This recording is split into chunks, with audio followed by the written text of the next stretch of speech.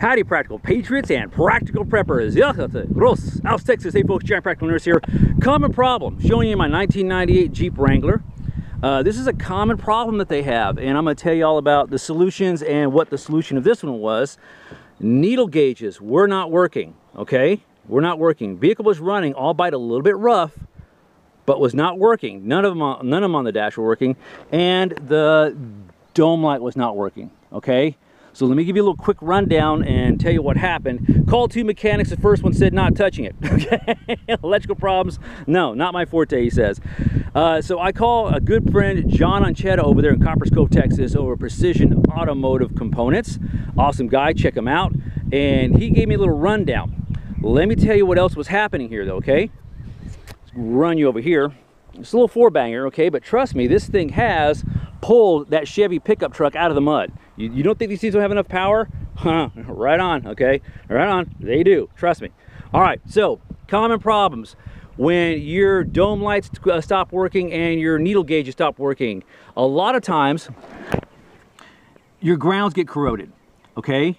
So you need to check that, make sure your grounds aren't corroded. Sometimes it's a bad battery, you know, so run a multimeter across there. This time with mine though, it was popping Fuse F17, okay? So if we look at the little legend here, hope you can see that, a bright shiny day here in Central Texas. F17 is the IOD fuse, 10 amp, ignition off draw. We kept popping them.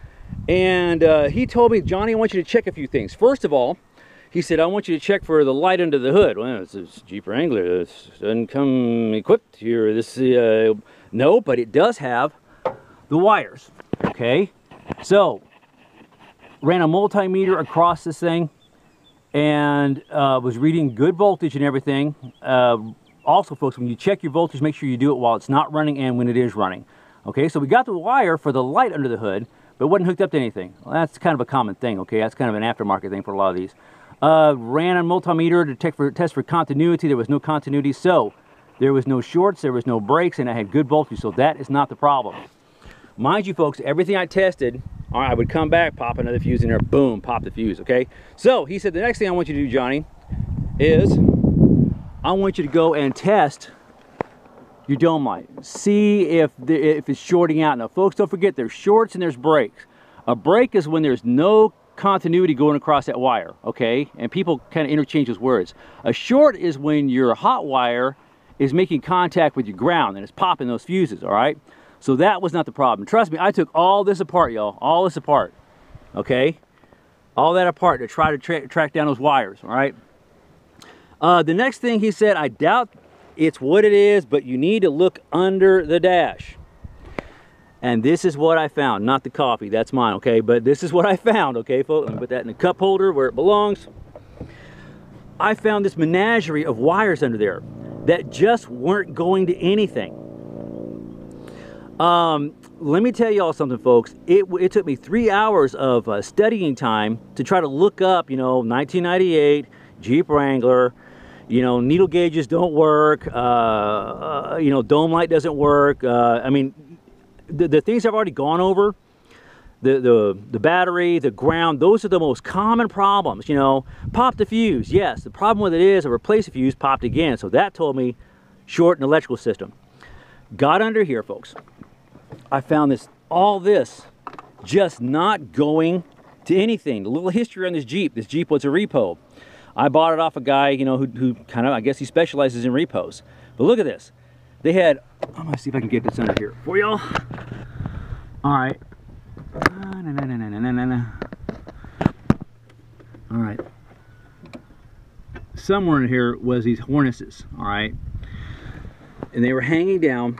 I one by one, just meticulously, okay, checked it, ran a multimeter, didn't need it, wasn't going to anything. And trust me, folks, these things were like literally like this. I would find a bare wire and okay, out you go, okay? And I would test the fuse again, pop, darn it. This one, all right, out you go, test the fuse, pop, darn it, okay? Kept going. I must have blown about 6 fuses doing all this, folks. Again, same thing. These are just menagerie of wires that were just not going to anything. This one, okay, all right. Then I came to This one, folks, this one right here. Try to get this thing in focus here a little bit. But I don't know if you can see very well, but these wires right here, see these bare wires right there? They were making contact with right here. They were making contact with right there, and that was shorting it out. All right, so that was my problem child right there. This darn little harness right here that somebody looks at, they put us, I guess before it got repoed, they decided to cut out whatever they had added on there. The two bare wires were making contact with that metal piece, and that was causing the fuse to pop. Took that out, you know, put another fuse in there, fired this baby up, and guess what? Let me show you. So again, let me. I don't even want to know what this would have cost me if I would have had to have really taken this to a mechanic. All right, everything works. Check her out. Okay. I hope y'all that's coming in view here a little bit, or it's my eyeballs this morning. Something's a little blurry here. But I just wanted y'all to see that because I know I'm not the only person that's going to have this problem. And I just wanted to give y'all the solution that I had to find to fix this problem. All right, everything works. Now the really cool thing about it is I was driving it when this happened, and it started. The vehicle started running a little rough. So, but now, no issues. Okay, so we're rocking it. This vehicle is going to be my bug out vehicle that I'm working on, just in case I got to go help out with another disaster or something like that. I can throw stuff in the back. You know, one seat, but I've taken all the stuff out of the back. But there you have it, folks. There's your solution to that one. Questions, comments, leave them below. Remember, folks, even your vehicle is a prep, okay? Till I see y'all again, I'm Johnny the Practical Nurse, out here.